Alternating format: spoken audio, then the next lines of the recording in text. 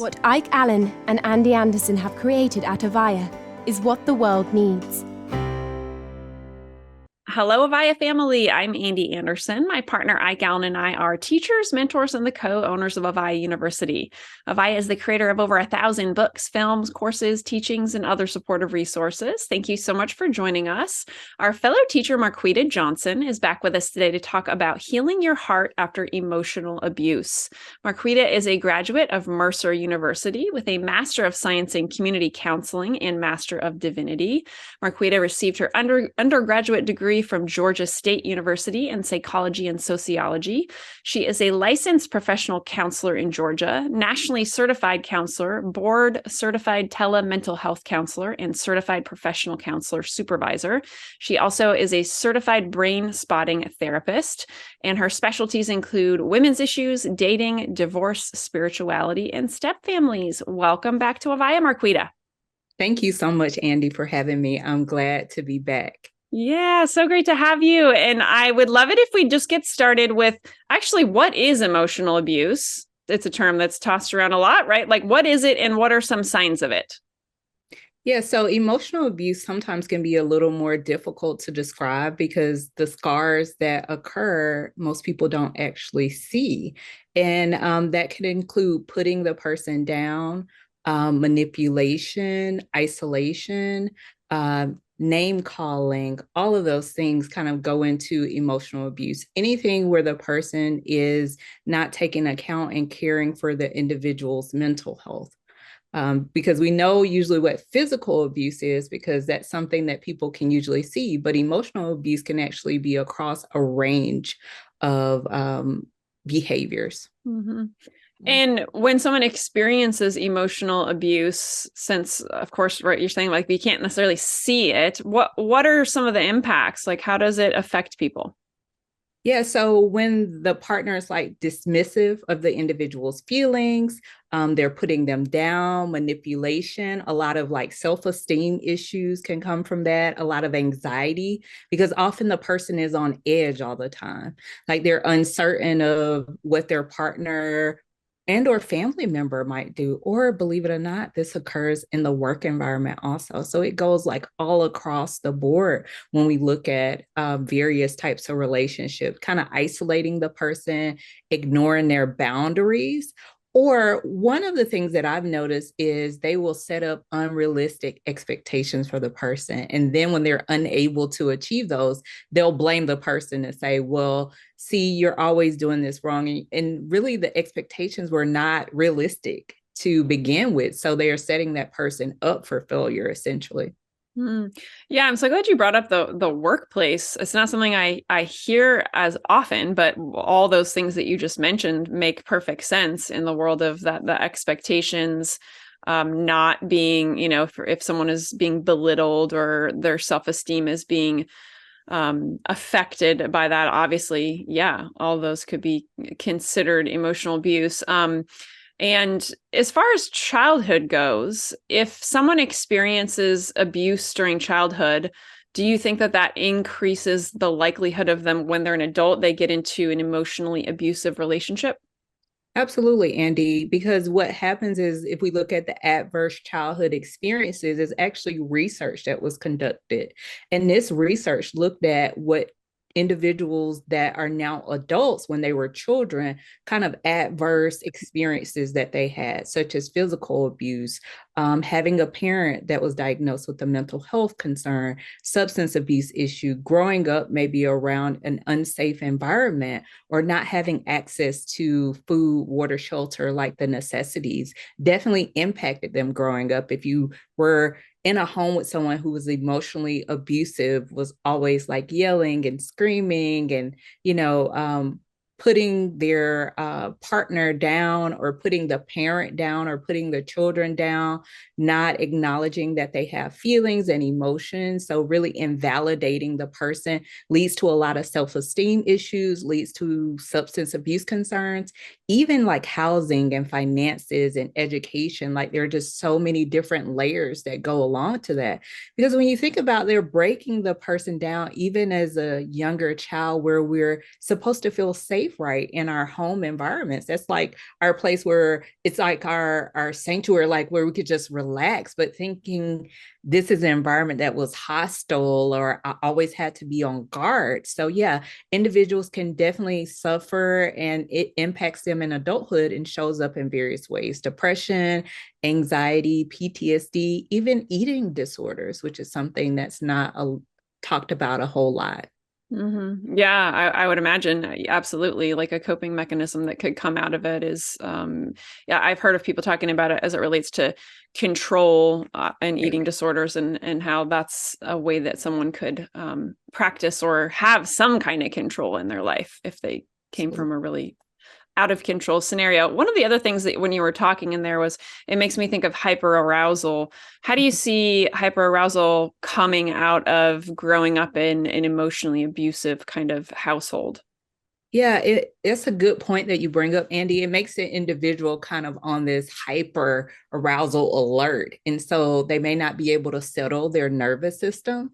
They may always feel on guard, like even around people that have not been threatening, or so they're constantly maybe scanning their environment. They need to maybe be close to an exit door. It's difficult for them to like relax and be in the moment, which of course impacts healthy relationships. Like it makes it hard to be in a relationship with someone if they don't trust you.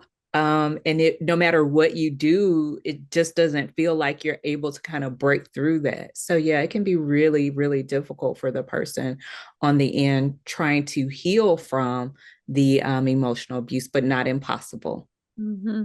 Yeah, it makes, I love that you mentioned something about being in the moment. And I personally can attest to that, because whenever I go into like hyperarousal and being super alert and always looking for something to be wrong, yeah, there's not a lot of like being present in relationships when that's going on. Absolutely. Yeah, yeah. They're Yeah. always like anxiously like thinking for what's next, or the next shoe. When is the shoe going to drop? Like when are they going to pull the rug from underneath me? So Mm-hmm. they lack a lot of security and that gut kind of instinct, because in those situations, individuals learn not to really trust themselves. Yeah, yeah, very interesting. And so let's talk about like ways to learn to trust themselves and all the other things. So how do survivors recover and eventually thrive and live a healthy life after they've had emotional abuse? Yeah, yeah. So we talked about the signs, we talked about what you can recognize. And that's the first step, is like recognizing that emotional abuse is occurring. Often when we are silenced, that can be really impacting to our healing process. So we need to recognize and kind of reclaim, like, this is what's occurring, emotional abuse. And then you're acknowledging that this is a cycle, acknowledging that it is not your fault. You're not taking on the responsibility for the person that has engaged in this emotionally abusive behavior. So you're pushing that responsibility back onto them, and you're making yourself responsible for your healing, which that's what you can own. And then the community is so important, Andy. Building community, reaching out to family, friends, therapists, support groups, maybe your faith, looking at all of those various areas to ensure that you have the support that's necessary to move forward, because it can be a very dangerous time when you're seeking to move forward and break free from that emotionally abusive relationship. And lastly, empowering yourself. So you want to make sure that you feel empowered to begin to trust yourself and love yourself again, and know that you can create space to heal from this. And you can have and start a new life, part two, after the relationship. So it doesn't have to continue. The cycle does not have to continue. You can break the cycle. And by you breaking the cycle, you're also, if there are children involved, other family members, dynamics, even maybe your professional atmosphere may change also, because you're no longer underneath that cycle of abuse. Mm-hmm. Yeah. And you mentioned faith in there. I'm curious, since I know that you have a background in spirituality and divinity. I think Master in Divinity, is that what it is? Yes. Okay. So how do you see that come into play for people who are interested in that, no matter what faith it is? Like, how do you see that as a helpful path for people? Like you spoke to earlier, Andy, it goes into having something foundational that you can go back to, something that's stable that you can depend on. And maybe that's your parents' faith of your childhood faith. And maybe you are trying to re-engage in that way, or it's a combination of things. Now, there are kind of two parts to that, though, because in some faith arenas, like the abuse cannot be discussed or talked about, and sometimes like looked over. So you want to be sure that you're in a space of safety within your faith and your spirituality. If you're sharing it with someone, that it's a safe space to do so. And they're also going to support you with the necessary resources if they don't feel equipped to help you navigate that journey. So a lot of faith and spirituality centers have partnered with larger organizations to ensure individuals feel safe in that way. Yeah. Mm-hmm. And, you mentioned the foundation and coming back to that kind of safety. I'm intrigued by that. Anything else you want to say about that as it relates to emotional abuse, and why is it important for us to have that, to be able to come back to that when we're struggling to, get over these kinds of impacts from abuse? Right. Yeah. Well, I will say, because when you're a part of an abusive situation, any type of abuse, at the center of it is power and control. So they're unraveling that person's sense of self, their sense of being in the world. And when that's stripped away from you, like that's almost a person's soul, like that's their being. And trying to rebuild that can be overwhelming when you have believed what the abuser or individual that has enacted the abuse has told you. Like it's become a way of life, and often it's out of survival. We think about the trauma responses, that's the fawn. So there's the fight, flight, freeze, or fawn. And fawn is where you begin to identify with the individual that's enacting the abuse, because it's a means of survival. Like, in order for me to survive, I have to like say, okay, yes, I can't do anything right. I can't, because it's almost like if you fight against it, like it really depletes you of your energy that you need to carry on day to day. So it tears away and it wears down on that person's like identity, essentially, and how they show up in the world. So when you're able to grapple onto something that has been a foundation for you, you begin to rebuild your identity, you rebuild your confidence, you rebuild your self-esteem, you are starting to rebuild your independency. And that's why I think it's so important. And for a lot of people, that spirituality is a core for them, where they can go back and like, okay, I am whole here, I feel healthy here, I feel connected here. Often you feel community within your faith and your spirituality. So I think that's why it can be so powerful for individuals. And that's something that the person that enacted the abuse can't take away from them. Yeah. Yeah, beautiful. Thank you for going a little deeper into that, and hopefully that's helpful for people wanting to include that in their healing. So, okay, let's say someone is in an emotionally abusive relationship right now, and they are considering getting out of that relationship for their own safety, for their own well-being. What are your suggestions on how to get out of that relationship?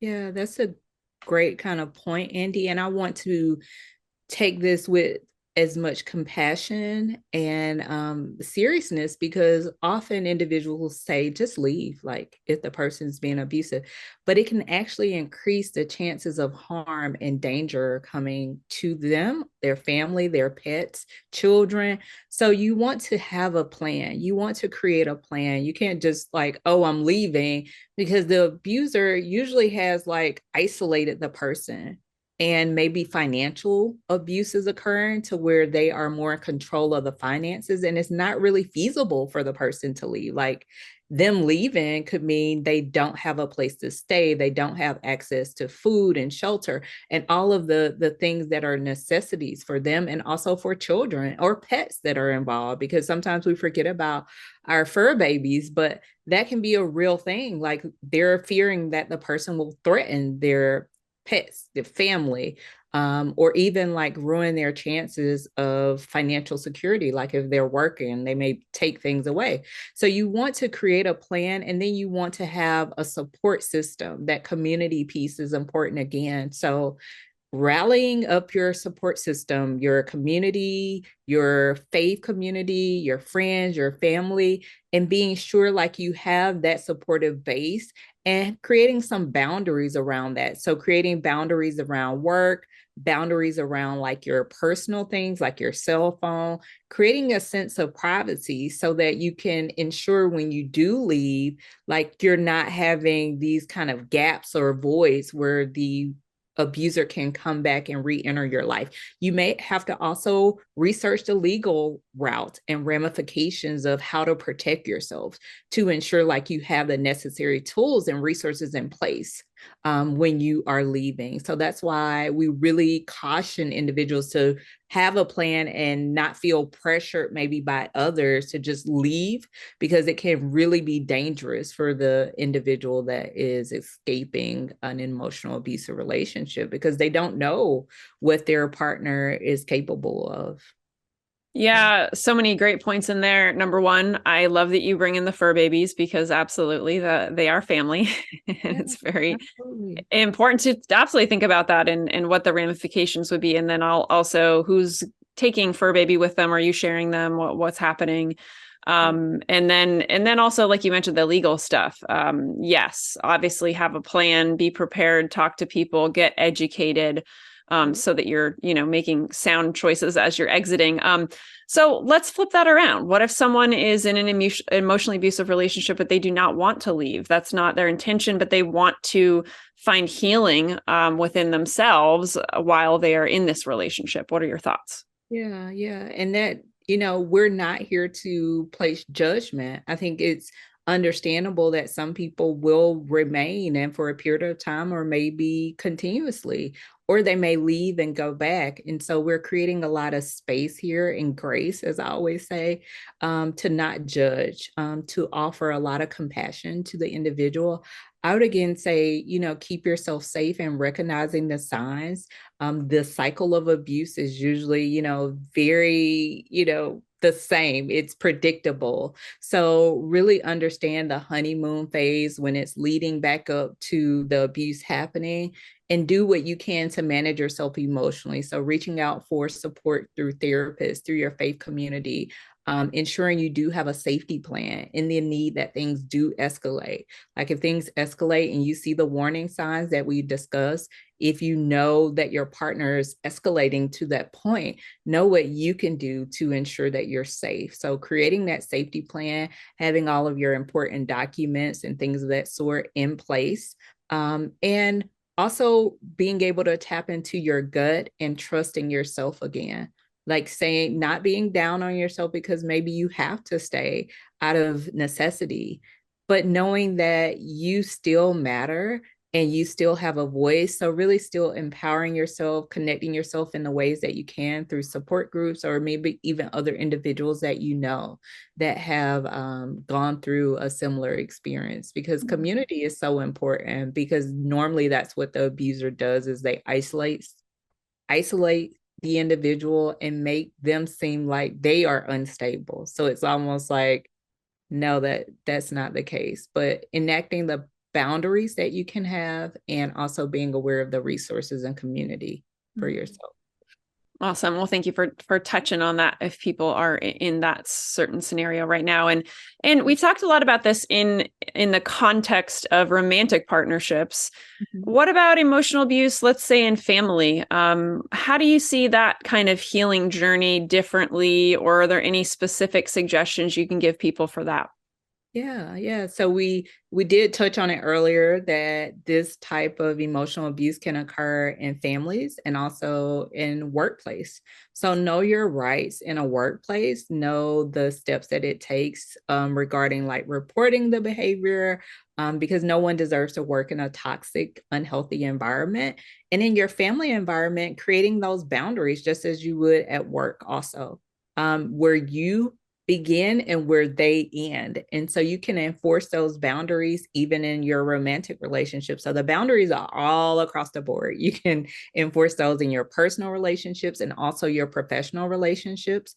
And what I sense for families, because often this behavior has been likely going on for some time, you can also take a step back and say, like, I'm no longer engaging in that way and making choices and decisions about how you want to engage, which is a part of your boundaries with your family members, and really advocating and standing up for yourself to say, like, if you continue to yell at me, or if you continue to put me down or try to embarrass me or belittle me in front of others, I'm not going to come to, the family function. I'm not going to show up at the birthday party. I'm not going to show up at dinner because this is making me feel unsafe. And after you've acknowledged and identified that boundary and they're not adhering to it, you can choose to no longer engage in that way and acknowledge that that is something that makes you feel unsafe. Mm-hmm. So yeah, you can definitely do that. Yeah, well, good reiteration of boundaries and the importance of that in any kind of relationship. And one last question before we start wrapping up. So what about forgiveness? Because if people have been in an emotionally abusive relationship, oftentimes they may even blame themselves, have a lot of shame. How can people work on that self-forgiveness after being in an emotionally abusive relationship, whether it was a partner, a parent, or what have you? Yeah, that's so important, Andy, because I find that people are like beating themselves up often. They are in the relationship or they are no longer in the relationship, but they're still really being hard on themselves about staying, or why did I stay so long? So I really like to offer that compassion to oneself, of not blaming and taking ownership for another person's behavior. We know how hard it is for us to change our own behaviors, right? We know all the stages of change that we have to go through and the back and forth in order to solidify a change. Is, something as simple as, I'm going to work out or once a week or something of this. Like, we know how difficult that is, or I'm going to get to bed on time. So when we look at small changes, and then we are taking ownership for another person's behavior, which we don't have control over. So often it's really understanding that I could not change the situation with the person's behavior. I can only be responsible for my own behavior.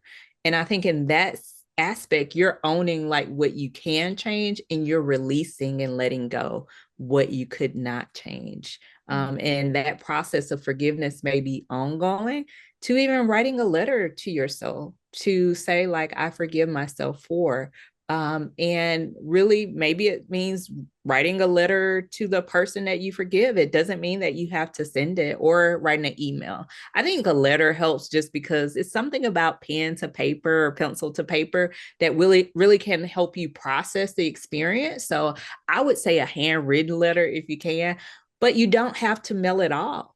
In that way, you're addressing your experience, you're naming your feelings, you're being able to validate that what you experienced was real and true, but you're also able to forgive yourself and not hold on to the hope that something would have been different. Like, if I would have done X, then B would have. And it's like, you can play that game forever, really. But the reality is you could not have control or change that person's behavior. Mm-hmm. So really owning what you can, and then being able to forgive yourself. And that may mean a daily forgiving of yourself, moment by moment, and then choosing to move forward, because now you do have a choice. And I think that's so important, because that's empowering the person to believe in themselves and know that they can be independent and they can be free, and also that they deserve healthy relationships. So I think that's so important, that we recognize we deserve healthy and whole relationships. Mm-hmm. Yeah. Well, yeah, good thing to touch on as it relates to the conversation of the self-forgiveness. I love that. And I love the pen to paper too. I get a lot out of that for sure when I journal. So yeah, there's a power in it for sure. And I guess now one more question, even though I said that the last one was the one more question, but what about blaming the person that has emotionally abused us? What if we get wrapped up into, a lot of times we could have years and years worth of really focusing on blame towards that person so we don't move on. Can you share any suggestions there? Yeah.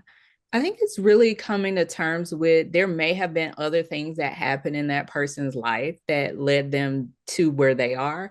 And there's the compassion again. So it's compassion to you and it's compassion to the other person too. And I know it can be extremely hard, but when we lock ourselves up in the unforgiveness, it keeps us kind of chained to the past.